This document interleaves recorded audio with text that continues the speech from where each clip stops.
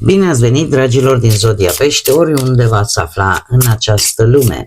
Suntem din nou împreună la o nouă lectură pentru perioada 4 până pe 10 mai inclusiv, așa că, dragilor, toți cei care aveți nu doar soarele, ci și luna, Venus sau poate ascendentul în Zodia Pește, această lectură este de asemenea și pentru voi. Desigur, nu uitați, este o lectură general colectivă, așa că vă rog să luați decât ceea ce va rezona cu voi. Înainte de a începe lectura propriu-zisă, vreau să le mulțumesc tuturor celor care sunteți deja aici, care mă susțineți prin intermediul comentariilor frumoase, prin gesturilor voastre de apreciere și fiecărui gând bun care vine din partea voastră, așa că mii de mulțumiri tuturor. Și desigur, pentru toți cei care sunteți noi aici pe canal, vă urez bun venit. Iar dacă la sfârșitul acestei lecturi simțiți că ați rezonat sau poate că v-a plăcut pur și simplu, nu ezitați, abonați-vă în felul acesta, nu veți pierde niciuna dintre lecturile pe care eu le public aici pe canal. Desigur, faceți uz de like-uri, de acel semn like, cât și hype, o nouă găselniță, un nou instrument al YouTube-ului pentru ca voi să vă puteți exprima liber afinitatea, susținerea față de creatorii de conținut, în speță subsemnata. Sunt gratuite, așa că tot ce este necesar este decât dorința voastră. Și acum, haideți să vedem care este energia generală pentru voi, dragilor din Pești, în această primă săptămână întreagă de mai. Și avem începuturi. Ei, dragii mei dragi, se pare că apare ceva nou pentru voi sau apare ceva nou în viața voastră. Este ceva încă la început, care parcă nu este în totalitate foarte clar, că poate fi o idee, că poate fi o situație care parcă încet, încet abia așa prinde un pic de contur. Poate că pentru unii putem vorbi de un moment în care mai mult simți și intuiești decât știi exact, poate încotro te îndrepți, încotro mergi, dar și direcția aia parcă încet, încet începe să se formeze. Este ceva în creștere. Așa că o energie bună, zic, nu? Haideți să vedem ce ne spune tarotul, ce vine pentru dragii mei din Pești în perioada 4 până pe 10 mai. Atât pe plan profesional, financiar sau sentimental. Să vedem.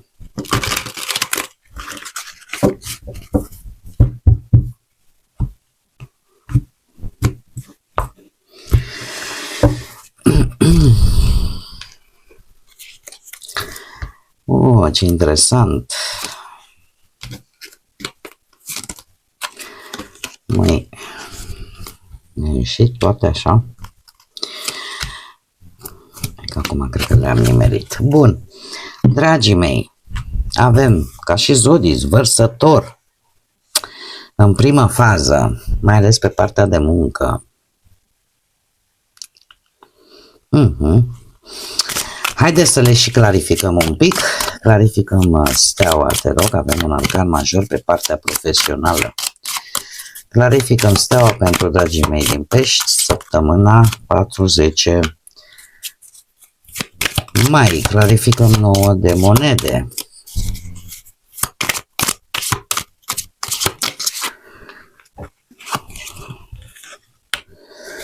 Clarificăm 6 de spade.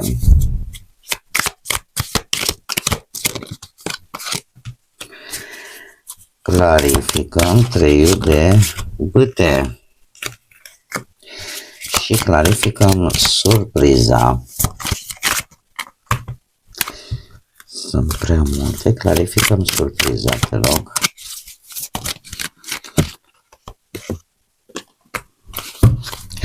Bun. Haideți să începem cu partea profesională. Avem arcanul major, steaua și un paj de bâte. Avem zodia vărsător, cât și zodii de foc, berbec, leu, săgetător. Poate că unii dintre voi aveți și voi în harta voastră astrală la ascendent posibil aceste zodii, dar în mare parte ce pot eu să vă spun că posibil să primiți o veste bună legată de muncă, legată de cariera voastră profesională, care să vă deschid așa, să vină ca acea luminiță de la capătul tunelului pentru voi. De ce? Pentru că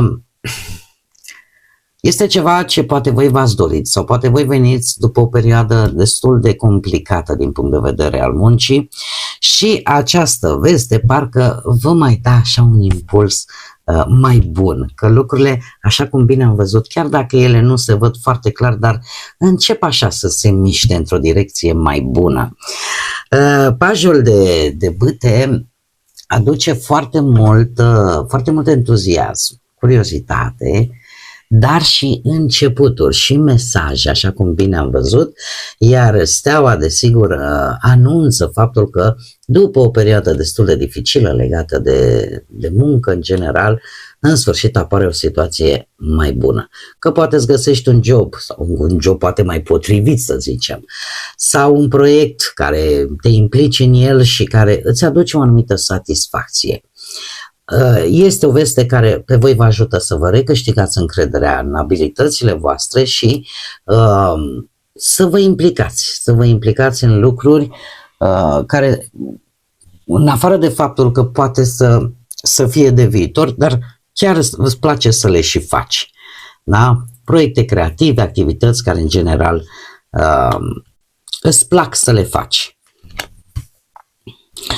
Mergem mai departe, partea bănuților. La partea bănuților și aici avem o realizare pe cont propriu.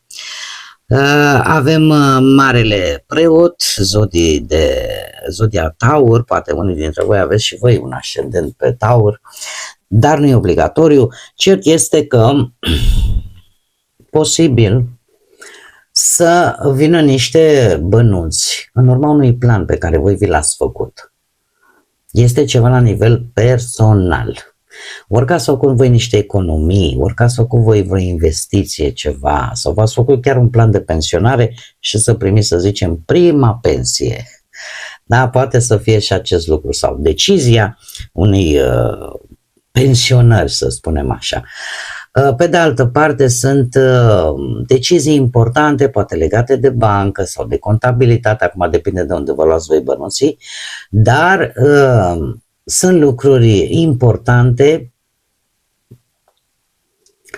care vă ajută să aveți această, cum să spun eu, să primiți poate această satisfacție legată de bani și să aveți așa un mic confort financiar, să spunem. Nu neapărat sume foarte mari, dar cumva banii aia suficienți ca voi să trăiți cât de cât confortabil sau chiar să vă permiteți așa mici plăceri.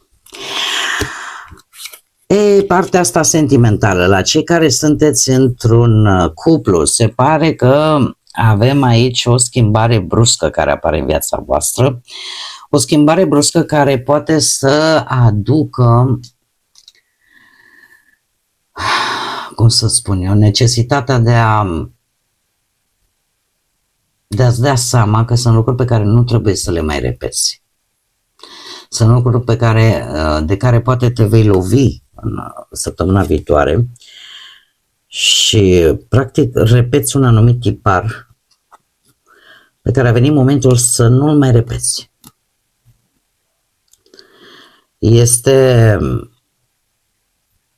cum să zic eu așa, poate o slăbiciune a unora dintre voi de a repeta decizii, principii în relațiile voastre. Unii chiar pot, după acest incident, pur și simplu vreți să faceți o călătorie. Vreți să lăsați în urmă acest turn.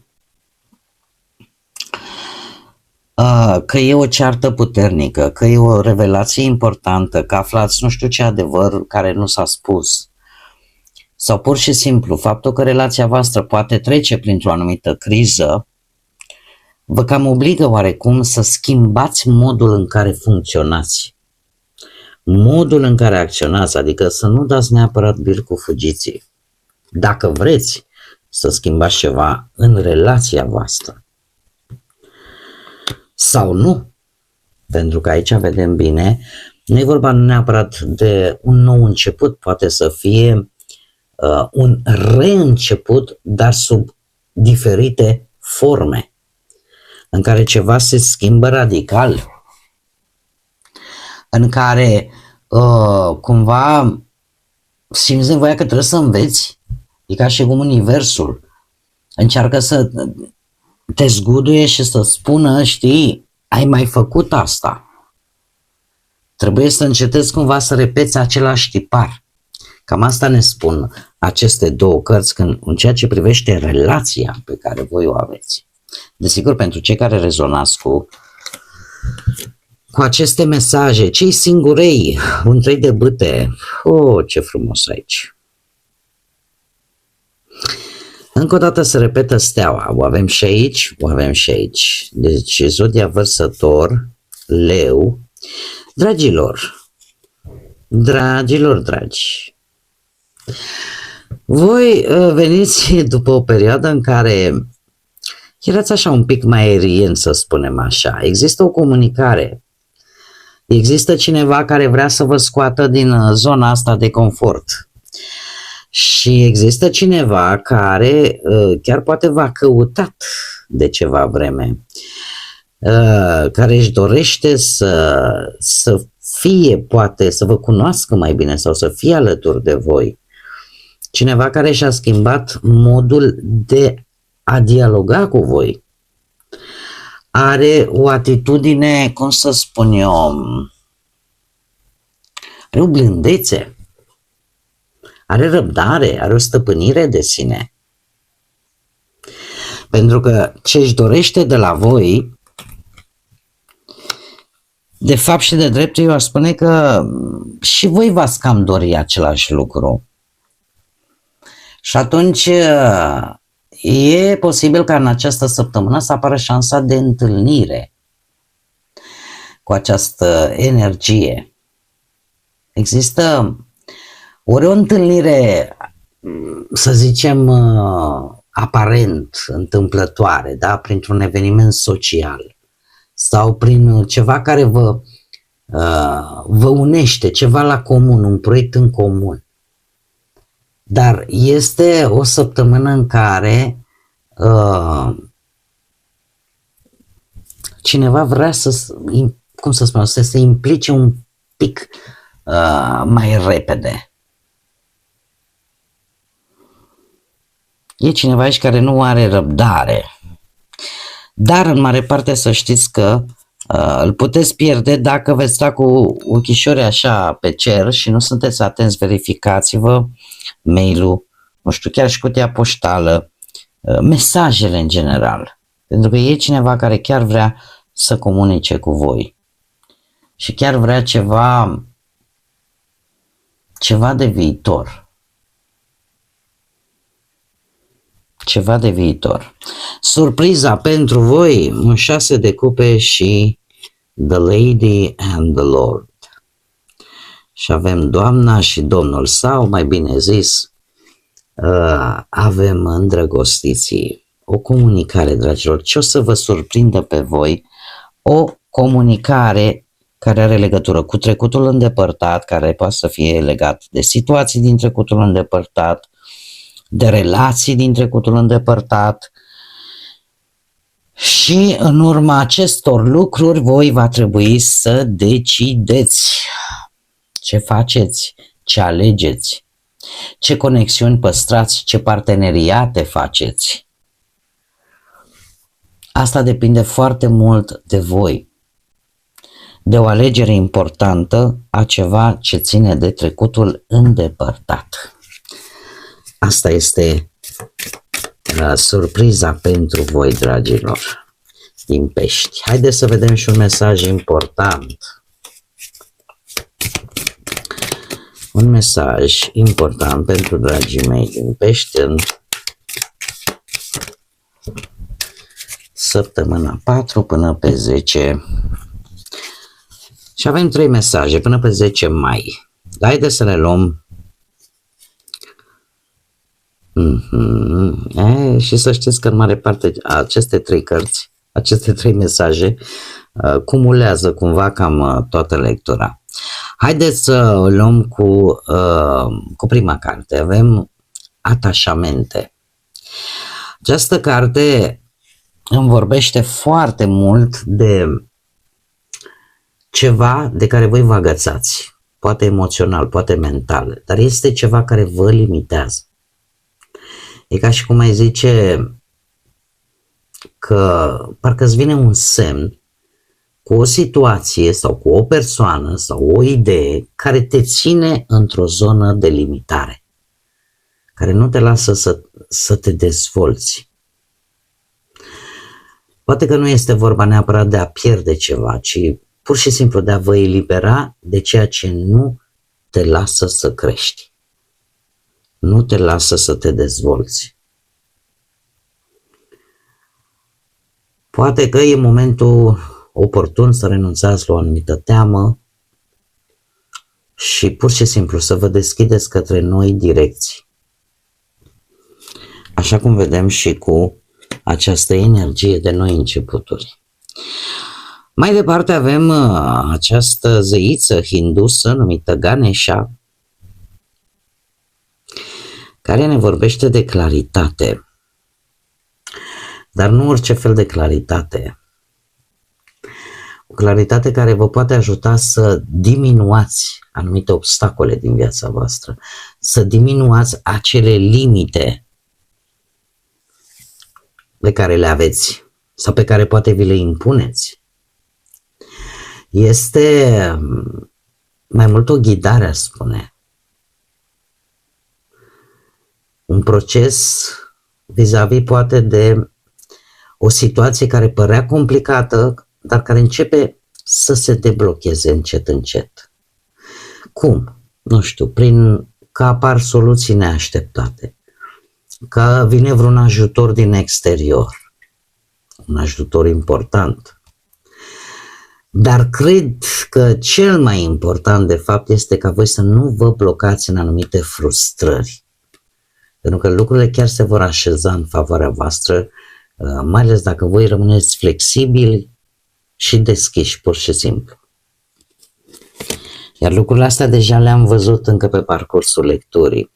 Și mai avem aici, desigur, avem ispita sau tentațiile.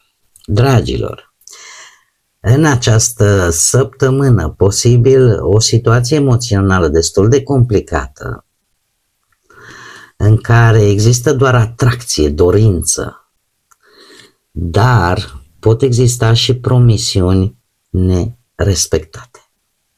Iar toată aceasta e ca și cum ți-ar zice fizicul, spune, vai, dar nu mai pot să stau, nu rezist fără cutărică. Pe de altă parte, promisiunile astea nerespectate să vă creeze o anumită confuzie și chiar o durere.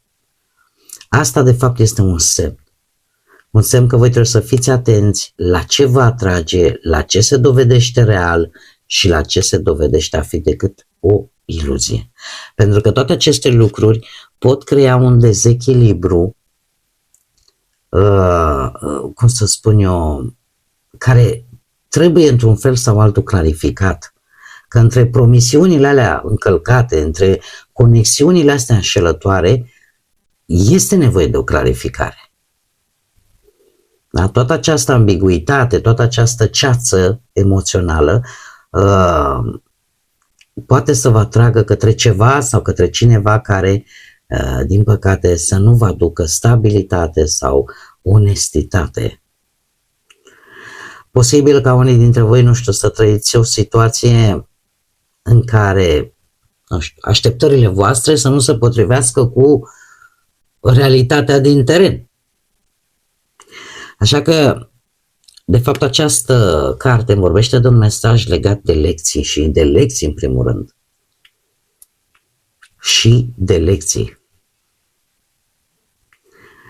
este aceea, cred că cel mai important este ca voi să vedeți lucrurile clar și să puteți diferenția dintre emoție, atracție și adevăr.